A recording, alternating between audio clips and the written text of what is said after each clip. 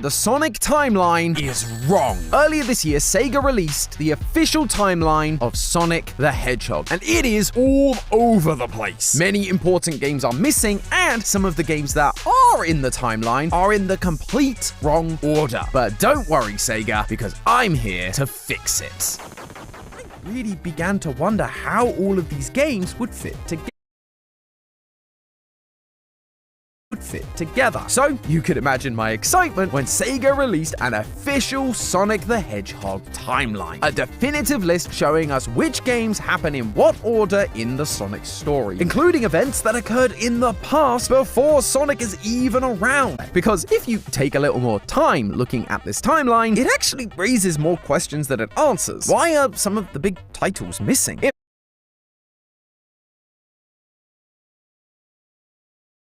Some spin-off games are added, why have others not been included? And the placement of some of these games make absolutely no sense. This timeline is a certified C rank. That was incredible! So put on those power sneakers, theorists. We are going to speed through this timeline faster than the Blue Blur himself. Just so we're on the same page, let's quickly go through what exactly Sega is suggesting the timeline to be. Years. However, I don't know if you noticed, but despite it feeling like a pretty exhaustive list, I immediately saw some big games missing from that lineup. The first, and in my opinion most obvious, is Sonic Advance 1. Both its sequels, Advance 2 and 3, are present in the timeline. Because it's simple doesn't mean it can't fit somewhere, especially when you consider the mini-games Sonic Advance has. It sounds strange, but trust me, Sonic Advance contains some mini-games within the Tiny Chow Garden. By connecting this game to other games, you got more mini-games to play. If you downloaded the Tiny Chow Garden from Sonic Adventure, you got a new mini-game called Chow Search, where Tikal helps you find chows, meaning that Advance has to be after Sonic Adventure, but before Sonic Advance 2, somewhere around Sonic Shuffle and Sonic Adventure 2.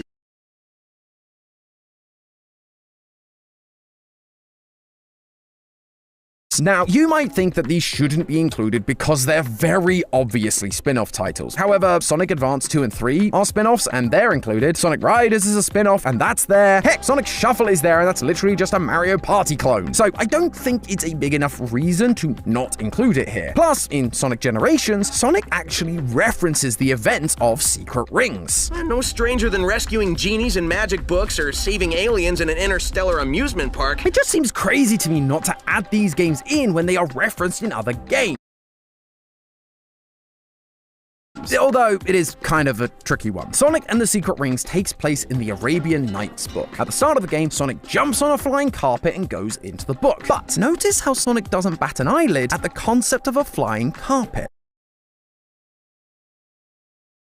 It's not because he's so chill about everything. If anything, he has a habit of being very overt when something surprises him. The whole city's on fire! It's because he already knows flying carpets exist. At the end of Sonic Riders, Sonic and the team discover that one of the first extreme gears made by the Babylonians is a flying carpet. Sonic is, as expected, shocked by the sight of it. A magic carpet? I thought that those only existed in fiction. That is the reaction of seeing a real magic carpet for the first time, but in Secret Rings, he's just like, no problem. So, Secret Rings has to take place after Riders. Taking a deeper look at Secret Rings, we also find what I'd expect from most Wii games in general, some kind of party mode. In it, you get to play as your usual suspects, Tails, Knuckles, and Amy. But there are some unlockable characters like Shadow, Cream, and most importantly, Blaze the Cat. Now, Blaze debuted in Sonic Rush, a game that is before Sonic Riders, which you might not think helps us all that much, but actually, it helps us out quite a lot. However, in saying that, Secret Rings is also so isolated that no matter where it goes, it's unlikely to cause any real contradictions to the rest of Sonic's lore. So I decided to employ the tactic Sega themselves also seem to use for these isolated games. Use the release date.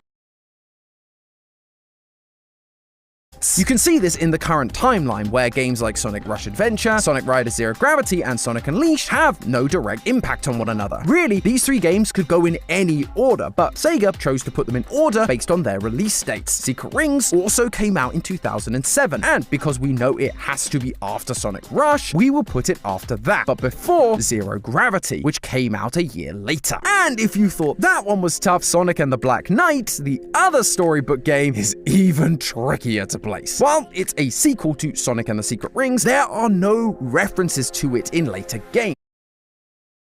And again, the story stands on its own, with no interactions with any other Sonic characters except the ones in the storybook. That is, until the ending. At the very end of the game, Sonic is retelling the story, and Amy replies, "That's the lamest excuse ever! You just forgot about our date!"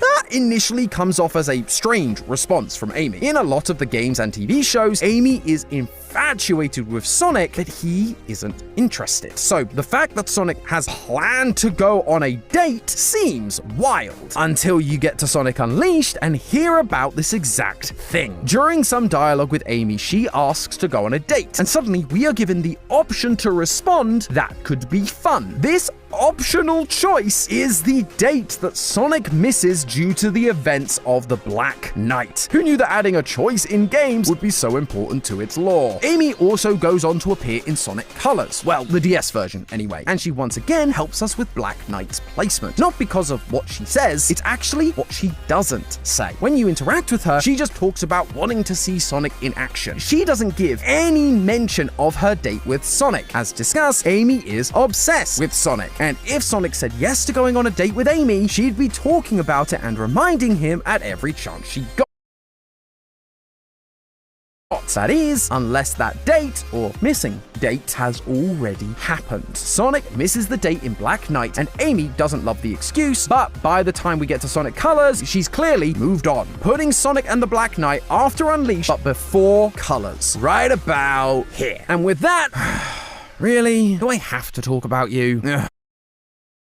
Okay, we've established some of the big outliers, but there's still a lot more to cover. Across the timeline, we have a handful of smaller spin-off titles like Sonic Battle, Team Sonic Racing, and Sonic Shuffle. This initially surprised me because I would never expect a party or racing game to be added to the canon timeline, especially when the plot is pretty much the same as it always is, but with racing or karts. It doesn't exactly enrich the lore of Sonic, but it also doesn't contradict anything we already know, so it's also not a big deal either. Other more plot-heavy spin-offs like Sonic Battle and Sonic Riders made more sense being added to the timeline. In Sonic Riders, they introduce a bit of history to the universe on how the Babylonians came from space, and in Sonic Battle, we meet Emerald, one of the ancient robot Gizoids discovered by Gerald Robotnik. Both these games enrich the lore of Sonic's universe. They gave us a glimpse into the past, but once again, the key point is they didn't contradict anything we already knew. And so if that's the main criteria for a game to be in this timeline, then there are loads more spin-offs that could be added to this thing. Like this one. No, editor, that's not it. I'm talking about, don't just keep showing me the same. Wait, is that another group of freedom fighters trying to save their world?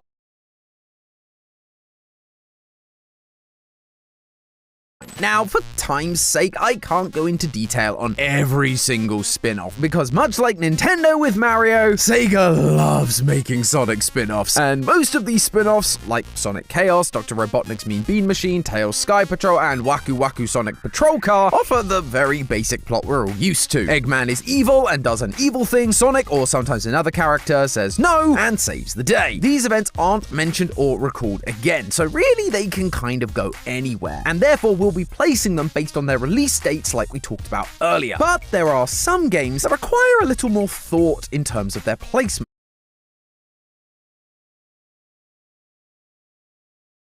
And almost all of them come from the classic Sonic era. For example, Sega's Sonic the Hedgehog is an arcade game from 1993. The plot is once again the usual. The thing that's different here is the debut of characters Mighty the Armadillo and Ray the Flying Squirrel. So far in the timeline, a character's debut game has also been their introduction as a character, like Amy in Sonic CD, Cream in Sonic Advance 2, and Blaze the Cat in Sonic Rush. So this game has to be the first time we meet Mighty and Ray. Therefore, placing placing it before Sonic Mania Plus. And when it comes to being more specific, this is where Ian Flynn, a former writer of the Sonic Archie comics, current writer of the Sonic IDW comics, and the overall guardian of Sonic's lore, comes in.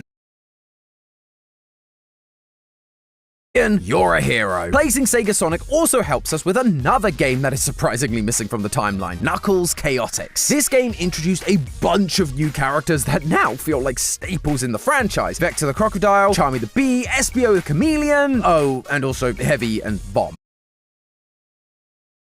But the key is the returning characters, such as Knuckles and Mighty. This would mean that the game has to take place after Sonic and Knuckles 3,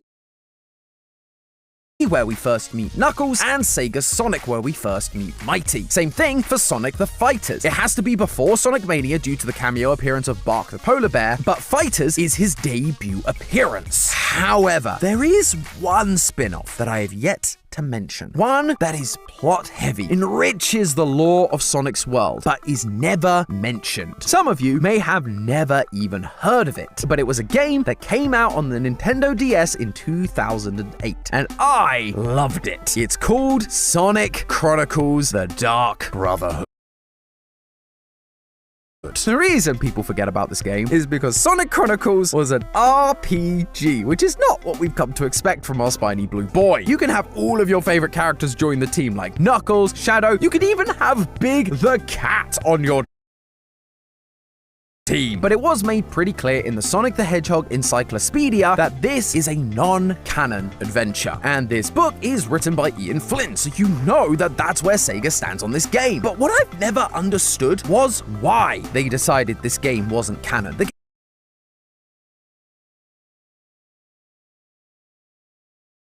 game's plot gives us way more backstory on the echidnas, and overall, it's a pretty well-told story. So on this occasion, I'm going to break the rules a little bit, and I'm going to ignore Sega and prove that this game can fit into the canon timeline. In Chronicles, we learn of two echidna tribes, the Knuckles clan and the Nocturnus clan. These clans go to war, and then the Nocturnus clan create the Gizoids that are already mentioned in the timeline 2,000 years ago, which helps explain where they came from. Then, in order to combat the Gizoids, the Knuckles clan wanted to use the Master Emerald, which is where the story from Sonic Adventure comes in, where chaos appears and wipes out. With all of these spin-offs and mainline games added to the timeline, it is looking beautiful. Every game Sonic has touched is now canon and is included here. So that's the end of the video, right? I make a funny joke, say the thing, except there is one big, giant problem that exists with this timeline. Something that's been staring at us since the beginning. I'm, of course, talking about the infamous, the broken, the human hedgehog romance game that is Sonic 06.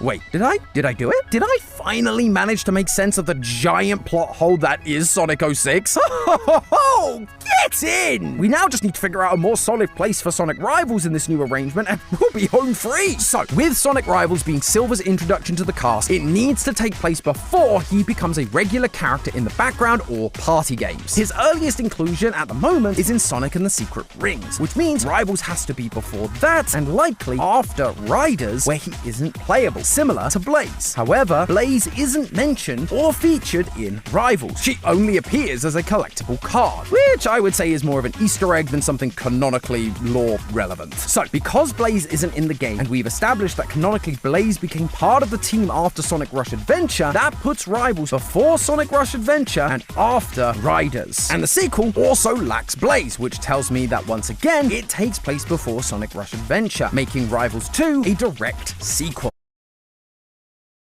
This also puts Eggman Nega's interdimensional attempts to rule the world nicely together, which isn't super important, but it's a nice little bow on it all. And so, with that, loyal theorists, I present to you the true Sonic timeline.